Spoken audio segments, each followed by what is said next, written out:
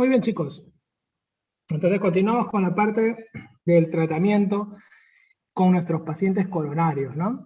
Son pacientes estables, con isquemia estable. ¿Qué más podríamos hacer por ellos? Es importante recordar que los pacientes van a tener un tratamiento para la placa, que le diríamos tratamiento 1, como un tratamiento 2 para el problema agudo. El tratamiento 2 va para los problemas agudos y el tratamiento 1 va para los estados de la placa y las complicaciones que pueden originarse de la placa.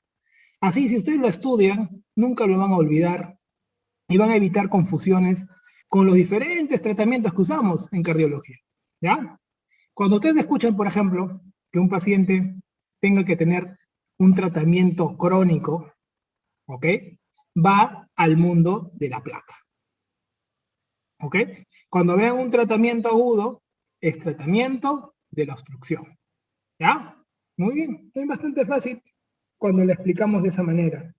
Entonces, ¿cuál es el objetivo de un paciente con angina de pecho? En primer lugar, que el tratamiento le alivie los síntomas, ¿no? Los síntomas que le duelen en el pecho tienen que disminuir, hermano. Segundo, tienen que mejorar la sobrevida. O sea, lo que le vayas a dar, haz que viva más años. ¿Ya? Y sobre todo, al aumentar la sobrevida, ¿qué estás haciendo? Evitando que haya infarto, ¿no? A eso apuntan todos los tratamientos. ¿Ya? Importante, ¿eh? Y tercero, importante también, control de los factores de riesgo cardiovasculares. O sea, si nosotros apuntamos a estos tres, acá vas a ver que hay un montón de objetivos, de tratamientos diferentes, de diferentes investigaciones, que los tres van a buscar estos objetivos. Hay algunos tratamientos que van a enfocarse mejor en la 3, otros mejor en la 2, otros mejor en la 1. Así de sencillo. ¿Ya?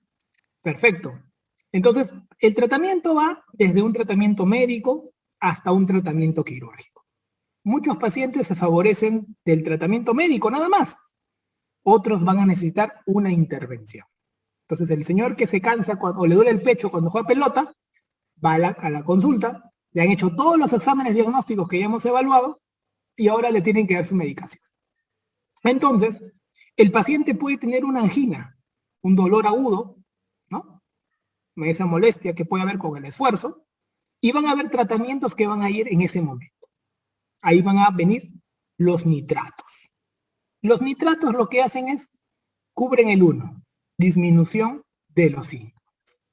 ¿Ok? Disminución de los síntomas. Se te quitan las molestias. El paciente te pone su mononitrato disolvido debajo de la lengua, le calma las molestias. Así que estás cumpliendo un objetivo, por lo tanto va bien. Los nitratos van a la vasodilatación, disminuyen el retorno venoso, hacen que el corazón no se contraiga tanto también indirectamente, pero sobre todo que permiten un mejor flujo venoso y arterial. Eso es bueno, mejoran la circulación en ese momento. Pero en ningún estudio los nitratos han demostrado mejorar la sobrevida. Solamente sirven para calmar los síntomas. ¿Ah?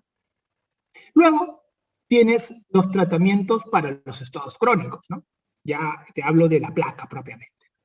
Entonces acá, ¿cómo vamos a controlar ese desbalance del oxígeno, de la oferta y la demanda que yo te enseñé, ¿no? Para cuando se da una isquemia, te dije, ¿no? Ese es el tratamiento, los antianginosos. Los antianginosos son fármacos que van a disminuir los eventos o los momentos de isquemia.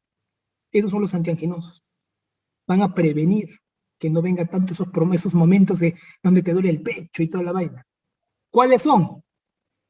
El mejor antianginoso son los beta bloqueantes, tú ya sabes por qué, lo han preguntado 1000 veces. También le dejamos nitratos condicionales, toman generalmente los nitratos, nitrato de isosorbide, una tableta cada 8 horas, va a ayudarlo a controlar los síntomas. Y también otro, en caso de que no pueda tolerar de repente beta bloqueantes, que terminan usando antagonistas de calcio tipo diltiazem. ¿Ok? Sobre todo el diltiazem es usado mucho como antianginoso. ¿Ok? A diferencia del amlodipino, que lo usamos más como antihipertensivo, o el verapamilo, que lo usamos más como antiarrítmico. El nifedipino retard de 30 miligramos también lo usamos más como antihipertensivo. ¿Sí? Entonces, pero el diltiazem, pocas veces vas a ver que alguien usa diltiazem. pero está dentro del mundo de los antiangiolíticos, ¿ya? Como antagonista de calcio. Entonces, esto te preguntamos. Entonces, doctor, para el estado crónico, que quiero aliviar los síntomas, voy a poder usar antianginosos. Perfecto. Entonces, ¿qué te parece si le damos a nuestro paciente un beta bloqueante?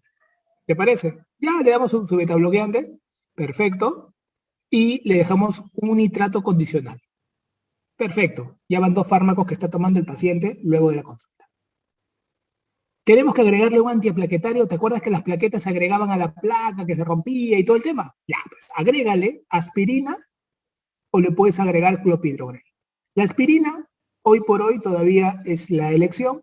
El clopidogrel se han hecho estudios, sobre todo en los que usan stents coronarios, pero la aspirina sería nuestra elección inmediata. Perfecto, mira, en nemotecnia A, C. Entonces, luego, las estatinas. Las estatinas sirven para estabilizar la placa. Son como el cemento perfecto encima de la placa para evitar que se hagan erosiones. Las estatinas no solo bajan el LDL, sino que van a ayudar a la remodelación de la placa, para que esta no sea así. Mira, imagínate una placa que sea así, es más fácil que se rompa, ¿verdad? Las estatinas hacen un efecto pleiotrópico interesante que la vuelven a la placa más remodeladita, más bonita. Entonces, tú dices, no, pero está mejor esta plaquita que no tiene tantas erosiones que se puede romper. Bacán, estabilización de la placa. Bacán. ¿Y a cuántos fármacos está tomando nuestro paciente? Betabloc. Está tomando un bisoprolol, un betabloqueante, está tomando un nitrato condicional, está tomando aspirina y está tomando una atorvastatina. Van 4 pastillas. Y luego, lógicamente, los controles de los factores de riesgo cardiovascular. Si él fumaba, le dices, ya no fumes, hermano. Si él era diabético, anda en el endocrinólogo que te controle. Si él era hipertenso, ¿qué estás tomando para la presión? Si él era un paciente sedentario, hace ejercicios. Si él era un paciente obeso, baja de peso, entra a control nutricional. Si él era un paciente que tenía, pues, una alta carga de colesterol, tratamiento con estatinas más condicionado y con controles cada 3 meses. ¿Ok? Entonces es importante. Aspirina o clopidogrel, Nancy. Uno de los dos. Solamente, Nancy, vas a encontrar que se usa la aspirina más el clopidogrel cuando tú le coloques un stent al paciente y luego de colocar el stent se deja por un promedio de 1 año. Y luego solamente se queda con uno solo, que puede ser una aspirina. Si es hipertenso, le agregas pastillas para la antihipertensión, que ya lo veremos en la clase de hipertensión, y ahí vas a ver cómo juegas. Vas mezclando ya. Hoy día, ya estás aprendiendo tu primer cóctel de la medicina. Tu primer cóctel cardiológico, ¿no? Ya sabes por qué se usan las cosas, y cuando veas que este coronario tiene aparte otra enfermedad, vas a ir mezclando y vas a decir, este combina bien con este no debe ir con esto, y vamos jugando. ¿Qué es lo bonito de la medicina? Doctor, ¿por cuánto tiempo le doy el tratamiento? Para toda la vida. Para toda la vida. ¿Ya? Para toda la vida. ¿Las estatinas serían de alta intensidad? Normalmente las estatinas, nosotros usamos dosis de 10 miligramos de atorvastatina hasta 80.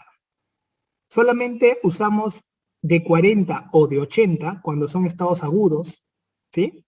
Y luego de 10 o 20 cuando son estados crónicos. Entonces este paciente podría quedarse tranquilamente con 20 cada 24. O sea, no usas un estado de alta intensidad en un estado crónico. ¿En qué casos usarías alta intensidad? Como tu pregunta lo dice, cuando es un cuadro agudo, tipo infarto reciente, lo mantienes con alta intensidad para estabilización mejor de la placa. Doctor, ¿qué beta bloqueante es el más recomendado en el tratamiento crónico? De los beta bloqueantes, tú vas a encontrar que los beta bloqueantes, todos son buenos, pero cada uno tiene una característica diferente. El carvedilol es el mejor fármaco, digamos, estudiado en la historia, tiene más estudios que cualquiera, y tiene un buen efecto, pero se da mucho en pacientes que son coronarios y que aparte son hipertensos. El mejor beta bloqueante antihipertensivo es el metoprolol, tiene el efecto más antihipertensivo. Por ejemplo, si el paciente era hipertenso y también vas a darle, con el metoprolol te podría matar 2 pájaros de un tiro, va bien, ¿eh? Y el que más usamos es el bisoprolol. ¿Ok? También usamos el atenolol. En Perú van a encontrar muchas preguntas de atenolol y bisoprolol. Atenolol preferimos en menores de 70 años y bisoprolol en mayores de 70 años. ¿Ya? Doctor, en conclusión, daríamos en cardiopatía isquémica estable cuando hay dolor, nitroglicerina, nitratos le das. La nitroglicerina venden en parches, pero no lo vas a encontrar fácilmente. Damos nitrato de isosorbida, ¿ya? Es equivalente. Entonces dice, cuando hay dolor, nitroglicerina para aliviar el dolor, y luego de manera crónica dan antianginosos como el betabloqueante y condicional nitrato, más aspirina o clopidogrel, más estatina, más control. Así es, muy bien, has entendido perfectamente. Eso lo tienes que hacer para toda la vida, Manuel, ¿ya? Esto es para toda la vida, este paciente lo tienes que controlar todo el tiempo. Entonces, ¿qué ocurre cuando estás controlando al paciente y el paciente no controla mejor? Si te das cuenta, acá te he dejado unas contraindicaciones para beta bloqueante, porque como te hablo mucho de beta bloqueante, tú pensarás que es la panacea, pero ten cuidado cuando en preguntas de examen te digan, este paciente coronario, ¿cuál es el fármaco que no debería tomar si está tomando un beta bloqueante? ¿No? Preguntas clásicas que vienen. Si el paciente tiene POC avanzado, si tiene una bradicardia severa, que es menos de 40, si tiene claudicación intermitente. ¿Saben qué es claudicación intermitente, chicos? Cuando un paciente camina y le duelen las pantorrillas y tiene que pararse un rato, que le pase el dolor para continuar caminando. Eso se llama claudicación intermitente.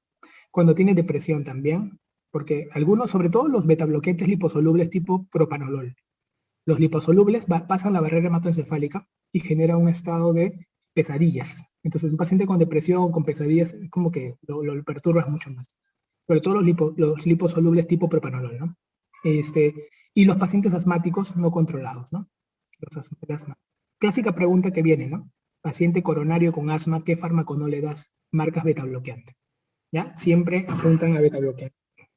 Acá te dejo otros fármacos, ¿ok? La ibabradina, la ranolacina, que están ahorita en bastante uso como pacientes, como fármacos antianginosos, ¿ok?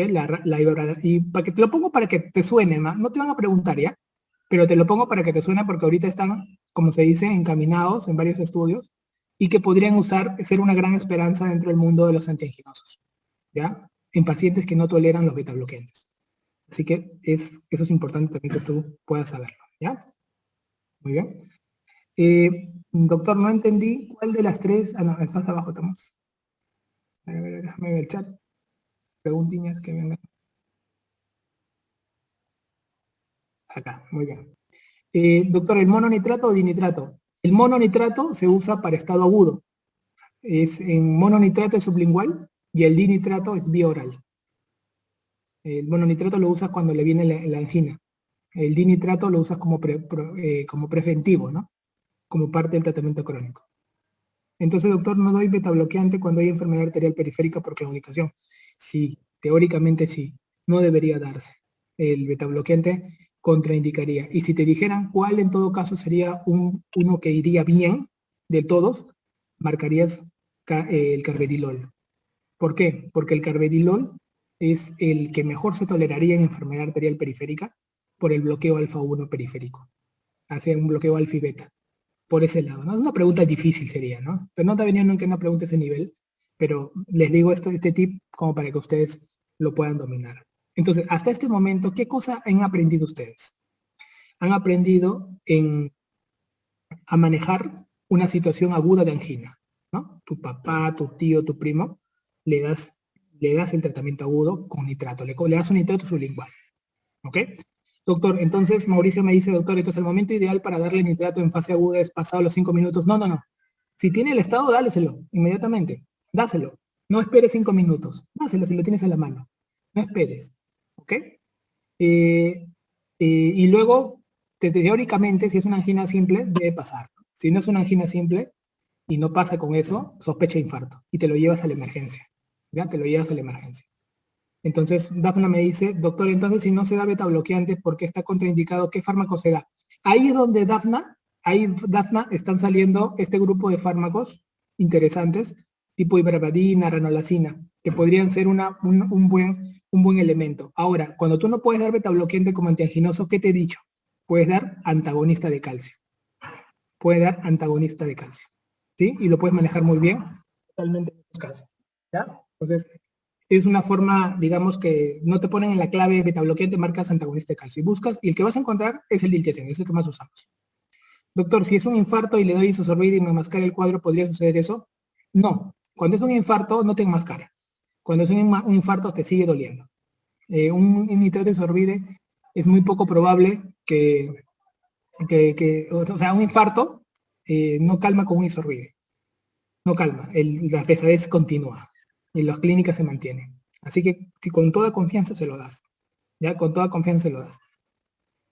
Nancy me dice, doctor, si la pregunta la veremos en hipertensión, omita, ya, ¿cómo? Si la pregunta la veremos en omítala, ya. Si le doy nitroglicerina son igual como antiangino, si tiene emergencia hipertensiva le doy también nitroglicerina endovenosa.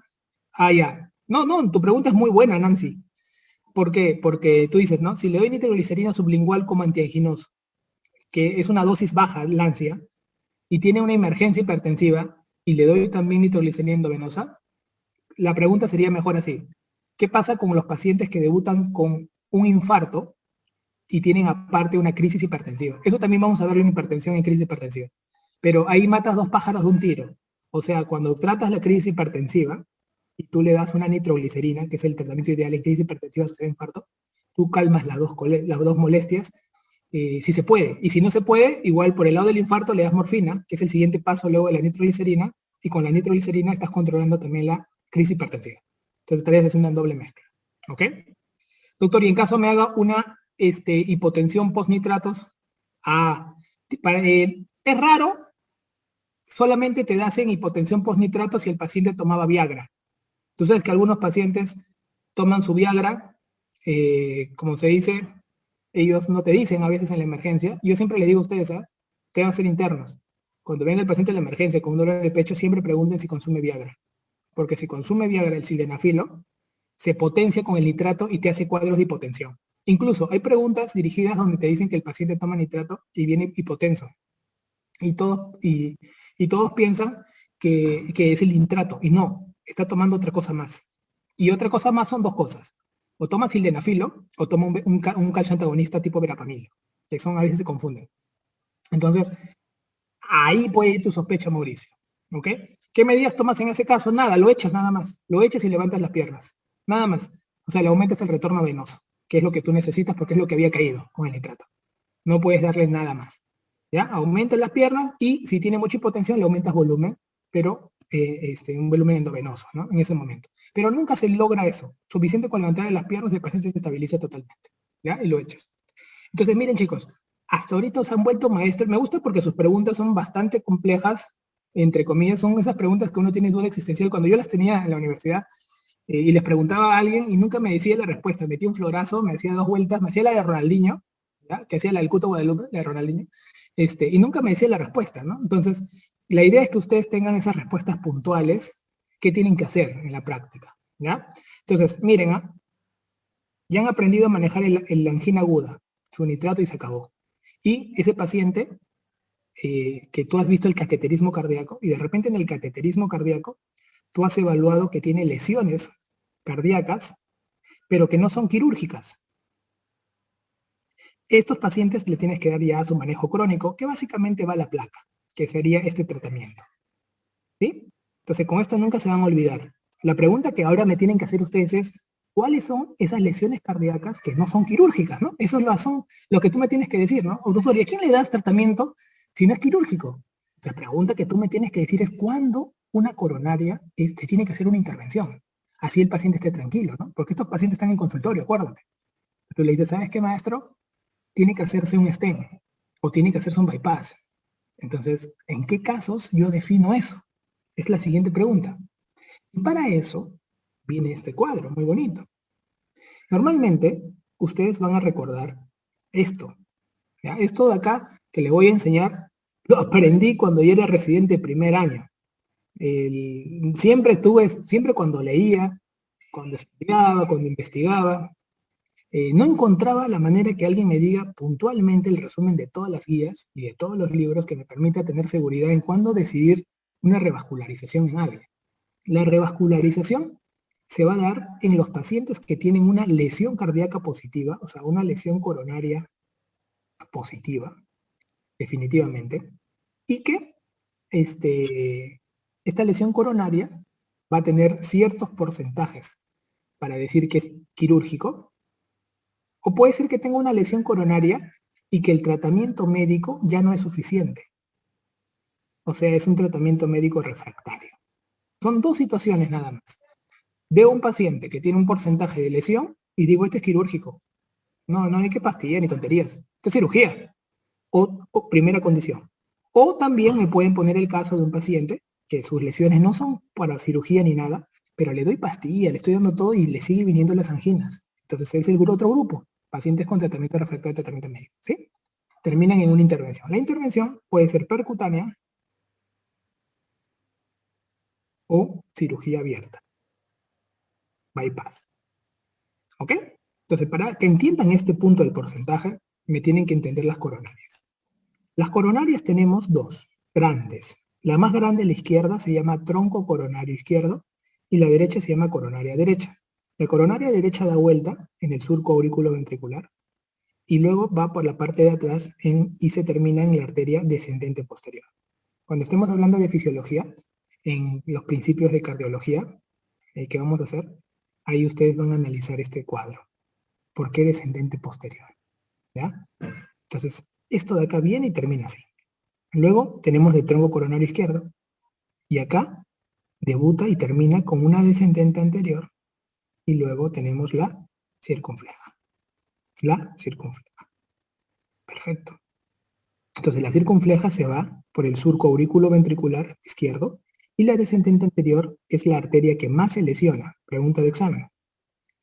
Y esta arteria también le llaman interventricular anterior, así como la descendente posterior, la interventricular posterior. ¿Ya? Entonces, quiero que recuerden algo. Estamos hablando de nombres, chicos. Miren, circunfleja, descendente anterior, coronaria derecha, descendente posterior. Estos colores, estos cuatro colores azules, se va a decir que es lesión positiva para intervención cuando su obstrucción sea mayor del 70%. Ahí hablaremos que es positiva para una intervención. ¿Correcto? En el caso del tronco coronario izquierdo, te lo voy a poner de otro color, para decir que es positivo para una intervención, esto tiene que ser mayor del 50%. ¿Y por qué lo operamos cuando es más del 50% el tronco coronario izquierdo? Porque estos pacientes, cuando es la lesión más del 50%, pueden morir de golpe. Se llama muerte súbita. Mueren de golpe, sin aviso. Perfecto, doctor. Entonces, si yo tengo un cateterismo cardíaco que he visto en mi consultorio, estoy viendo en la computadora la obstrucción, y el paciente tiene lesión de un vaso, tiene lesión de otro vaso, tiene lesión de otro vaso, tiene lesión de otro vaso, entonces estoy definiendo, o lesión de tronco, yo estoy definiendo. Entonces, acá viene el famoso versus, para poder definir cuándo opero y cuándo estén. Mira, facilito, mira. Estos son los que van a ir estén. Entonces nosotros entramos por la arteria radial, la arteria de tu muñeca. Por ahí punzamos, con una guía y con un catéter, nadamos por toda la arteria radial, subimos la arteria braquial, la arteria axilar, entramos por el tronco coronario, en la aorta, y luego llegamos al nacimiento de la aorta. Y en la pantalla, viendo la pantalla, por ese catéter, metemos un líquido que se llama contraste. Ese líquido pinta las arterias coronarias en diferentes tomas, que me permita ver todas las arterias coronarias. Eso se llama cateterismo cardíaco. Es con anestesia local, lo hacemos ambulatoriamente y nos permite mirar todas las arterias coronarias. En ese momento definimos y decidimos si va a ir a angioplastía, que es el remodelamiento interno del vaso, y luego se coloca un stent, ¿no? Eso versus un bypass. Miren cómo se ve una angioplastía. Esta es una angioplastía. Ustedes lo van a ver así con ACTP, angioplastía coronaria transpercutánea, ¿ok? Y el bypass, que se va a ver así, miren. Ven acá cómo de la aorta sale un vasito que conecta a la arteria coronaria derecha. De acá viene la arteria mamaria izquierda y va a la descendente anterior. ¿Se dan cuenta? Estos son bypasses. Tenemos bypasses arteriales, como puede ser la arteria mamaria izquierda, que es la arteria que más usamos para el bypass arterial, y solo lo usamos para la arteria descendente anterior. Pregunta de segmento, examen de segmento. La arteria mamaria izquierda lo usamos para el descendente anterior, no lo usamos para otra generalmente. Y estas conexiones de la aorta a las coronarias es la vena safena, de la vena safena interna, o vena safena mayor, que va desde el tobillo hasta la ingle. Esa la disecamos y la usamos como bypass. Lo malo es que las venas se cierran más rápido que las arterias cuando se hacen los controles posteriores. Muy bien. Entonces miren este secreto que les voy a enseñar a ustedes. Angioplastía versus bypass. Entonces, a ustedes le van a poner 50.000 casos clínicos, todos se hacen muy fácilmente. Miren. Por eso que siempre voy a decir, el secreto de los exámenes, el secreto de los de cuando ustedes rindan el examen que vayan a rendir, sea el examen de salud o de MINSA para internado, el secreto no está en la fase 2 y en la fase 3, está en la fase 1, porque está toda la teoría. ¿Ya? Miren, la angioplastía, cuando a ti te pongan paciente que tiene lesión de un vaso, va angioplastía. Lesión de 2 vasos, va angioplastía. Lesión de 3 vasos, bypass. ¿Te das cuenta? Paciente con lesión de tronco coronario, bypass. Se acabó. Mientras más complicado vascularmente, bypass. Por ejemplo, paciente diabético, paciente con calcificaciones abundantes, con malos lechos distales, porque te pueden poner así, malos lechos distales, bypass. Y se acabó. Cualquier pregunta, puede hacer estas las preguntas tanto de salud, de NAL, de residentado, del MIR. En los steps incluyo el esquema, resumen es este. Todos los estudios, todos los artículos, todas las guías, todo lo que tú quieras, se resume a esto que te acabo de poner. De tal manera que yo te puedo poner diferentes cosas y tú vas a encuadrar en el 99% aquí. Algo que no encuadre aquí ya será una pregunta yuca, una pregunta que podremos discutir en un simulacro. ¿Ok? Doctor, pero no todos los hospitales tienen la capacidad para realizar ese proceso y derivar al paciente toma un tiempo importante. Tengo entendido que podríamos hacer una fibrinólisis y han pasado 2 horas, ¿no? No te confundas. Estamos ahorita en el mundo de la cardiopatía isquémica estable, hermano. Todavía no estamos en el mundo del Zika. Estamos en el mundo estable. Cuando estemos en el Zika, cuando ya lleguemos a cuándo ser angioplastía o bypass, aplica los mismos conceptos de aquí. Pero ahorita estamos en el paciente que está en consultorio con dolor en el pecho, ¿te acuerdas? Y que le estamos haciendo todo el estudio y que termina en una angioplastía versus un bypass. ¿Me dejo entender? Para que lo puedas captar y lo puedes, le puedes sacar provecho. Las patologías para bypass. Entonces, mira, 3 vasos, tronco coronario izquierdo. ¿Sí? Cuando hay lesión de 3 vasos, tronco coronario izquierdo, bypass. Mira la pregunta que me hace Gabriela Lobatón. Me encanta. Me dice, doctor, es decir, si tiene una arteria afectada y es diabético, ¿se decide por bypass? Esa pregunta, Gabriela, tuya que me estás haciendo es una pregunta de residente de primer año que no ha venido en ningún examen de exámenes que tú des, pero que es muy bonita pregunta. ¿Sabes por qué te digo? Porque lo que tú estás pensando es algo que yo no he explicado, pero tu lógica te lleva a eso. Porque tú has dicho, el doctor dice diabético. O sea, el diabético, si tiene una lesión de un vaso, que no está escrito aquí, va a bypass. Y te puedo decir algo. Sí, Gabriela, pero solo aplica para un solo vaso que es la descendente anterior. Solamente puedes operar a un paciente con bypass diabético desde un vaso, pero la arteria tiene que ser la descendente anterior. Es la mejor arteria y es la más importante de todas porque afecta a todo el territorio ventricular izquierdo, cara anterior y cara septal. ¿Entiendes? Entonces, la pregunta sería una pregunta, esas preguntas difíciles de examen y que son rebuscadas y que tú dices, oye, mira, le hicieron bypass con un puente, con un vaso. Claro. ¿Por qué? Porque era un paciente diabético. Sí puedes entrar. Y no solo eso, el paciente, aparte que es diabético y tiene para ir a una descendente anterior en una cirugía abierta, generalmente es un paciente que también tiene que tener aparte fracción de eyección baja. Entonces sería una pregunta muy difícil que no te va a venir en ningún examen, porque es una decisión para especialista. ¿Ok? Pero con que tú te acuerdes de esto. Por ejemplo, te ponen diabético con 3 vasos, con más ganas, bypass. Con más ganas. ¿Ya? Con más ganas, bypass. Entonces, acuérdate de esta esquinita. Pero la pregunta que tú me has hecho es una pregunta que tiene respuesta, pero es una pregunta muy difícil para un examen. Es una pregunta que me la hacen cuando estoy con el paciente, pero que no viene un examen, ¿no? Y sí operaríamos a un paciente con fracción de eyección baja, con un solo vaso y diabético, pero es una indicación 2A, o sea, una evidencia 2A, pero es amarilla, o sea, es una evidencia que vale la pena. Pero muy difícil la pregunta para un examen, Gabriel. Ese nivel no llega a un examen. No llegan a estos niveles nada más, que se supone que es bastante ya. Andrés me dice, doctor, la obstrucción se puede dar en más de 2 arterias simultáneamente, por supuesto, multiarterial. Se puede dar en 3 arterias a la vez. Incluso te comento algo. El 40% de pacientes que tienen lesiones coronarias, 40% de pacientes tienen 3 lesiones, 3 vasos. Así que lo más frecuente es operar mínimo 2, 3 bypasses. Entonces vas metiendo. La pregunta es, ¿cuántos bypasses meto? Una pregunta por ahí, no sé, intencionada. Todos los que puedas. Todos los que puedas. O sea, revascularización completa.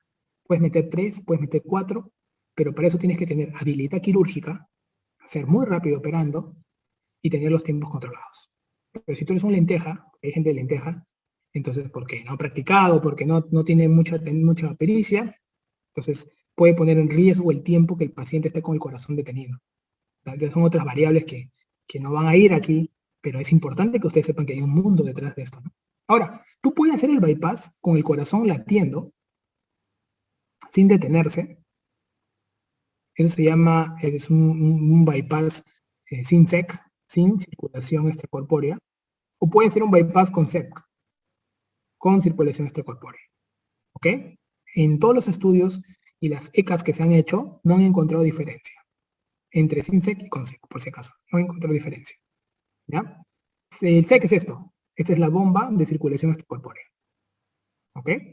Y te digo que no encontró diferencia en la mayoría de los casos, ¿no? Pero uno ya sabe que tiene que utilizar en un paciente que tiene, por ejemplo, problema renal o problema cerebral crónico, se prefiere usar SYNSEC, sobre todo en los renales, enfermos renales crónicos o pacientes que tengan algún problema cerebrovascular. ¿Ok? María Fernanda, en el caso de lesión de 2 vasos que involucra descendente anterior, ¿puede ir directo a bypass? Claro. Sí, sí se podría ir a bypass, María, pero siempre y cuando el paciente tenga alguna de estas características. Diabetes, calcificación, malos leches. Ahí te podrías ir tranquilamente, ¿eh? A bypass. Si tienes descendente anterior y otro vaso, puedes ir a stent. No hay problema. Pero si te ponen diabético, la mayoría de veces cuando te ponen esos casos así yucas, como me has planteado, tú me has planteado ahorita un caso difícil. Generalmente si te ponen diabético ya vas a bypass, que es lo mejor. ¿Ok? Vas a bypass, que es lo mejor. Pero es una muy buena pregunta y bastante difícil, ¿no? Richard dice, doctor, disculpe, en el bypass era para diabéticos y demás, diabéticos, pacientes que tengan mucha calcificación en las coronarias y pacientes que tengan malos lechos distales. Malos lechos distales es cuando ves la arteria así y luego la puntita de la arteria como que se perdiera. No tiene buena irrigación distal. Cuando tiene malos lechos distales hay mucha resistencia. Y si tú le metes un stent se puede trombosar. ¿Ya? Entonces, bien, ¿no? Mira, sus preguntas son bastante buenas, son preguntas existenciales, yo diría, ¿no? Porque son preguntas que yo también algún día me hice. Entonces, pero qué bueno que ustedes lo ubiquen y digan, ah, qué chévere. Ahora ustedes les van a poner preguntas muy sencillas. Incluso, les digo algo, chicos. En exámenes de salud, en exámenes de ENAM, jamás ha venido tratamiento para angioplastia o bypass. No han llegado a ese nivel. No han llegado a ese nivel. En residentado sí vino una pregunta, pero en el salud ENAM no viene. O sea, ahorita ustedes están aprendiendo ya, en este momento esta lámina es para la vida, ¿ya? Es para la vida. O sea, es para su papá, para su mamá, para sus primos, su futuro, y para que tengan mucha seguridad cuando estudian algo. Pero no han llegado en un examen a este nivel todavía. ¿Ya? ¿Por qué? Porque esto, como te digo, no está muy facilito de leer en las guías ni en los libros. Es bien complicado. Pero lo bueno es que tú tengas que llevarte de aquí lo que ocurre en la vida, ¿no? Que es lo correcto. ¿Cuánto tiempo revalúo a un paciente con tratamiento médico? 3 meses. Y por protocolo, todos los cardiovasculares se revalúan en 3 meses con tratamientos. Está estable el paciente. Acá te he puesto lo mismo, prácticamente. Y acá la otra parte, que era que tú lo tienes impreso allá en tu cuaderno. Muy bien. Con lo que me has entendido ahorita, estoy feliz. Estoy gratamente feliz si me has entendido lo que te he hablado. ¿Ya? Entonces, ahora entramos al mundo de los agudos, de los infartos, de las anginas, esos problemas que traen bastantes situaciones complicadas. Vamos a definir ahora los cuadros agudos. Ya se han entendido los crónicos, ¿no? Ya sabes cómo defines al pata ese que va al consultorio, todo lo que pasó, cuándo definiste el STEM, te has vuelto un maestro. Vamos a comenzar aquí. Mira, vamos a definir un síndrome coronario agudo. En un síndrome coronario agudo hay signos y síntomas que van a estar relacionados a un evento fisiopatológico común. A un evento fisiopatológico común. ¿Cuál es? La obstrucción coronaria. Coronaria. ¿Ya? Eso es lo que ocurre. Hay una obstrucción coronaria, nada más. ¿Qué distinto a un infarto? Un infarto, para hablar de un infarto, vamos a tener que hablar de marcadores bioquímicos de muerte tisular, necrosis tisular. Necrosis tisular. Acá vamos a encontrar aumento de las enzimas por encima del percentil 99. O sea, para hablar de infarto, tú me estás hablando de un concepto que es enzimático. Correcto. ¿Cómo es la epidemiología? Observen lo que ocurre aquí. Los infartos, los famosos infartos ST elevado, miren aquí, los famosos ST elevados, ocupan un 22%. O sea, son los pacientes que tienes que reperfundir rápidamente. La gran mayoría de infartos son ST no elevados. La gran mayoría de infartos son ST no elevados. Las anginas inestables hasta tienen más porcentaje que los IMA ST elevados. Ambos, este es el mundo del Zika ST no elevado y eres el mundo del Zika ST elevado. ¿Ok? Eso es importante para que te ubiques un poco en la epidemiología de este tipo de enfermedades. ¿Y ante qué te vas a enfrentar? La fisiopatología tú ya la sabes. Hay una obstrucción que se ha dado y secundario a ese problema de tipo obstructivo, se ha roto una placa, ¿sí? Que ya lo sabes, y esto ocasiona una trombosis. ¿Sí? Facilito, ¿verdad? Todo lo que hemos estado hablando acá comienza a tener velocidad. El algoritmo es bastante fácil. El paciente va a venir con un dolor torácico. El dolor torácico se puede presentar con el esfuerzo y sin el esfuerzo. ¿Ya? Si el paciente tiene un dolor torácico con el esfuerzo, la pregunta que yo tengo que hacer es, calma con el reposo o calma con los nitratos. Eso es lo que yo debo preguntarme. ¿Calma con el reposo o calma con los nitratos? Y la respuesta es sí. Entonces, esto era una angina de pecho. Una angina de pecho. Solamente un tema obstructivo donde hemos visto un desbalance de oferta y demanda y por eso hubo síntoma. Pero ahí queda todo. No hay obstrucción de la coronaria de por sí. Pero si esto no calma, si me dicen que no calma, esto cambia entonces la cosa. Porque acá estaríamos viendo ante un síndrome isquémico coronario agudo, el Zika. ¿Ok? Ahora, cuando yo tengo un Zika, yo voy a tener dos situaciones. Para hablar del Zika, me pueden venir dos situaciones. Aquel dolor que aparece con el esfuerzo, pero que no calma con el reposo, primer tipo de pacientes, o un paciente que está viendo tele y sin esfuerzo le viene el dolor. La cuestión es que ya tengo un síndrome isquémico coronario agudo. Y yo tengo que definir este síndrome coronario agudo rápidamente.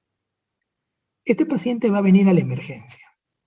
O si no viene, lo traigo. Lo primero que yo tengo que hacer es el ABC clásico. Lo segundo que tengo que hacer es solicitarle el EKG. Y lo tercero son las enzimas. Siempre tienen que chapar, muchachos, ese orden. Estos pacientes que vienen con un cuadro coronario van a tener dos respuestas de acuerdo al EKG. Puede ser que en el EKG el ST salga elevado. Si el ST sale elevado, ya estamos ante el mundo del infarto, ST elevado, y aquí el objetivo principal es la reperfusión. Tengo que hacer reperfusión como sea. Eso es lo más importante, muchachos. En cambio, puede ser que esté con el EKG ST no elevado. Si es así, entonces puedo estar ante un infarto ST no elevado o puedo estar ante una angina inestable. Para definir cuál es cuál, las enzimas. Este de acá, a las 4 horas que nacen las troponinas, me saldrá enzimas positivas y este de acá me dará enzimas negativas. Entonces, así yo tengo que evaluar estos pacientes.